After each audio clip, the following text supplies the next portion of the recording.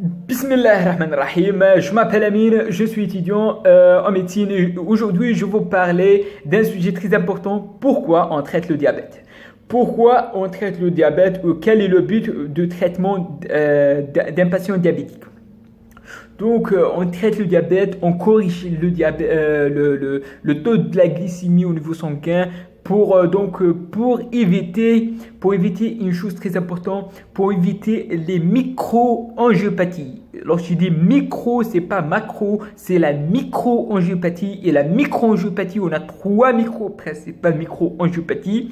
Premièrement, trois organes qui sont touchés par le diabète, trois organes qui sont touchés par le diabète, par la microangiopathie diabétique, sont l'œil, les yeux, bien sûr nos yeux, notre kidney, c'est-à-dire les reins, et bien sûr les nerfs.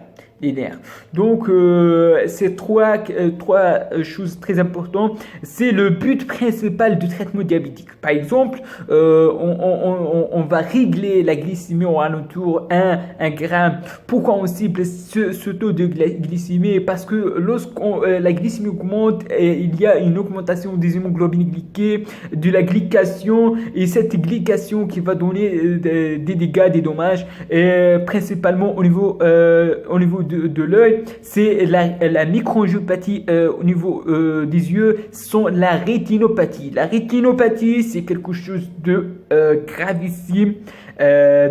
Surtout chez les diabétiques du type 2, parce que les diabétiques du type 2 sont généralement ils sont pas diagnostiqués jusqu'à 10 ans de cette maladie. 10 ans, jusqu'à 10 ans, 8 ans, 9 ans. Donc c'est grave. Mais généralement le diabète du type 1 et la manifestation est directement un coma, acidocétose chez un sujet dans quelques semaines. Donc c'est pas comme le sujet âgé. Le diabète de type 2, c'est le diabète du sujet âgé qui va être lorsqu'on diagnostique un diabète sur un sujet âgé, il faut systématiquement chercher ces organes nobles qui peuvent être touchés.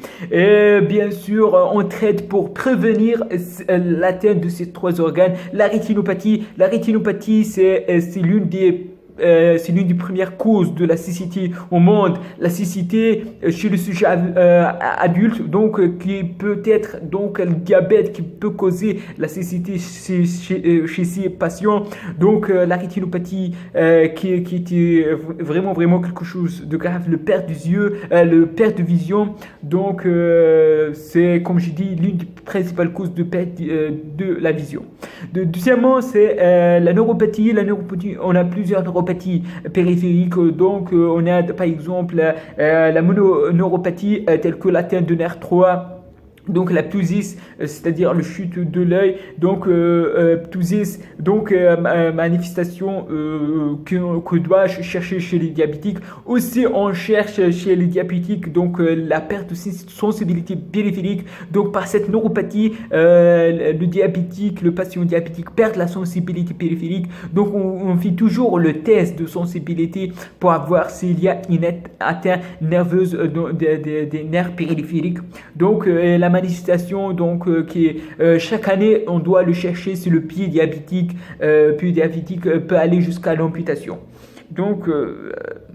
Regardez les dégâts.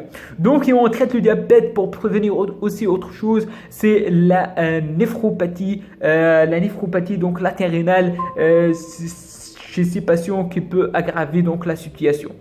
Les trois organes que j'ai dit, la rétinopathie, la néphropathie et la neuropathie. Ces trois choses. Pour ces trois choses, on traite le diabète pour diminuer le taux de glycémie pour qu'il n'y a pas atteinte de ces trois organes nobles.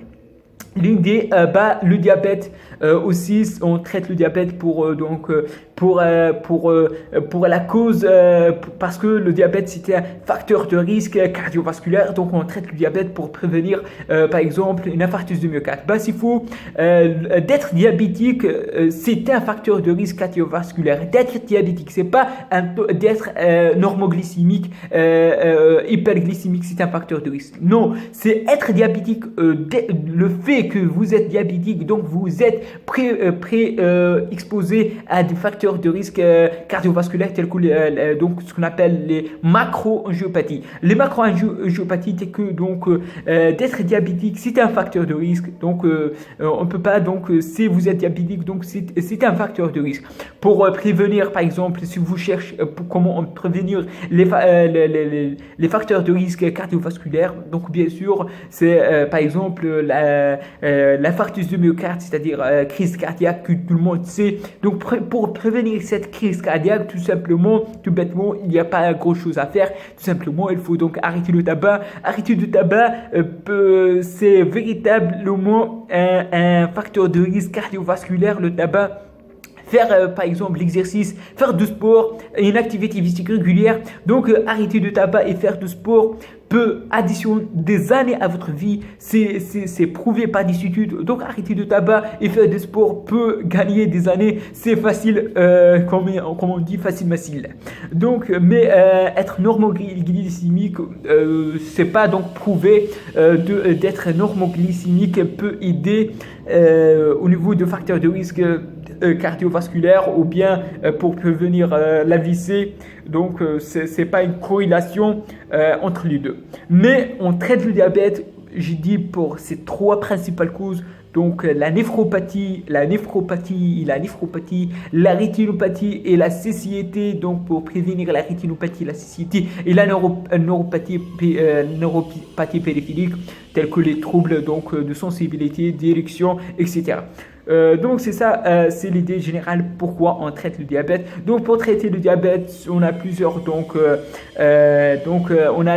plusieurs cibles, plusieurs armes. Donc soit par les règles génodiététiques en préalable, donc surtout le diabète de type 2, l'antidiabétique oraux.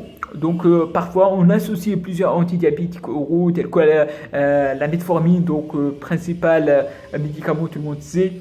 Ou bien généralement de l'administration de l'insuline chez le diabète de type 1 et même chez le diabète de type 2 lorsqu'il est avancé. Donc on traite l'insuline, on traite le diabète pour prévenir les microangiopathies, comme j'ai dit, la rétinopathie, la néphropathie et la néphropathie.